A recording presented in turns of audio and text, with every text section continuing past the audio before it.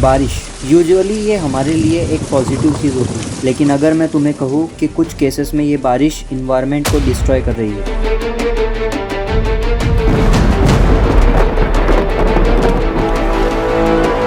Forest damage हो रहे हैं, झीलों में मछलियाँ मर रही हैं और हिस्टोरिकल मॉन्यूमेंट्स तक इफेक्ट हो रहे हैं। और सबसे शॉकिंग बात, ये सब साइलेंटली हो रहा है। तो welcome to the last polymath. आज हम एक ऐसे टॉपिक को सिंप्लीफाई करने वाले हैं जो स्कूल बुक्स में तो होता है, लेकिन रियल लाइफ में इम्पैक्ट लोग इग्नोर कर देते हैं। Acid rain. इस वीडियो में हम समझेंगे ये होती कैसे है, इसका एक्चुअल इम्पैक्ट क्या है और क्या इंडिया इससे सेफ है या नहीं। सबसे पहले बेसिक्स। नॉर्मल रेन वाटर का पीएच अराउंड 5.6 होता है, मतलब स्लाइटली एसिडिक, जो नेचुरल है। प्रॉब्लम तब स्टार्ट होती है जब इंडस्ट्रियल पॉल्यूशन इंक्रीज होता है, स्पेशली दो गैसेस, एक सल्फर डाइऑक्साइड, दूसरा नाइट्रोजन डाइऑक्साइड। ये गैसेस एटमॉस्फेयर में जाके वाटर वेपर के साथ रिएक्ट करती है और फॉर्म करती है सल्फ्यूरिक एसिड और नाइट्रिक एसिड। इसका रिजल्ट क्या होता है? रेन वाटर का पीएच और ज़्यादा गिर जाता है और वो हार्मफुल बन जाता है। एसिड रेन कोई थ्योरी नहीं है, ये साइंटिफिकली प्रूवन फेनोमेनन है। 1970s 80s के टाइम पर यूरोप और नॉर्थ अमेरिका में large scale forest damage notice किया गया।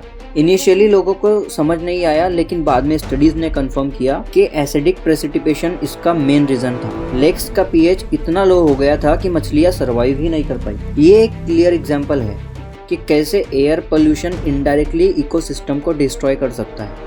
अब अगर हम इंडिया की बात करें तो सिचुएशन मिक्स्ड है। इंडिया में एसिड रेन का large scale visible impact Europe जैसा नहीं है, लेकिन लोकलाइज्ड इफेक्ट्स ऑलरेडी ऑब्जर्व किए गए हैं, स्पेशली हाई पोल्यूशन रीजन में, जैसे दिल्ली एनसीआर, इंडस्ट्रियल बेल्ट एक कॉमनली साइटेड एग्जांपल है। ताजमहल। स्टडीज ने सजेस्ट किया है कि एयर पोल्यूशन और एसिडिक कंपाउंड्स मार्बल सरफेस को डैमेज कर रहे हैं। इस फेनोमेना को प्रॉपरली मार्बल कैंसर भी कहा जाता है। अब क्विकली समझ सकते हैं इसका इम्पैक्ट।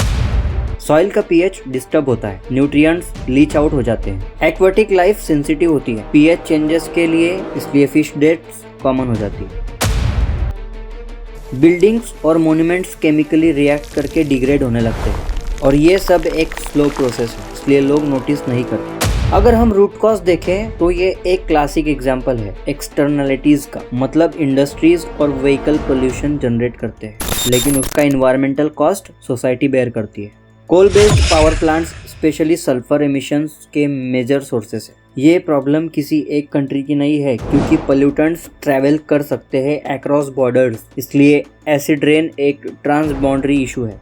अच्छी बात यह है कि एसिड रेन को कंट्रोल किया जा सकता है। यूरोप और यूएस ने स्ट्रिक्ट एमिशन नॉर्म्स इम्प्लीमेंट किए हैं, जैसे scrubbers in factories, cleaner fuels और रेगुलेशंस एटसेट्रा, और उनका इम्पैक्ट क्लियरली विजिबल है। इंडिया में भी पॉलिसीज एग्जिस्ट करती है, लेकिन इम्प्लीमेंटेशन और मॉनिटरिंग इक्वली इम्पोर्टेंट है। तो ओवरऑल एसिड रेन एक ऐसा इशू है जो डायरेक्टली विजिबल नहीं होता, लेकिन लॉन्ग टर्म डैमेज क्रिएट करता है। यह हमें एक इम्पॉर्टेंट लेसन देता है कि इन्वायरमेंटल प्रॉब्लम्स हमेशा ड्रामेटिक नहीं होती, लेकिन सीरियस जरूर होती है। अगर तुम्हें ऐसे टॉपिक सिंपल और लॉजिकल वे में समझना पसंद है तो चैनल को सब्सक्राइब कर सकते हो, और इसी तरह के वीडियोस देखने के लिए अपने दोस्तों के साथ भी शेयर करें। Thanks for watching.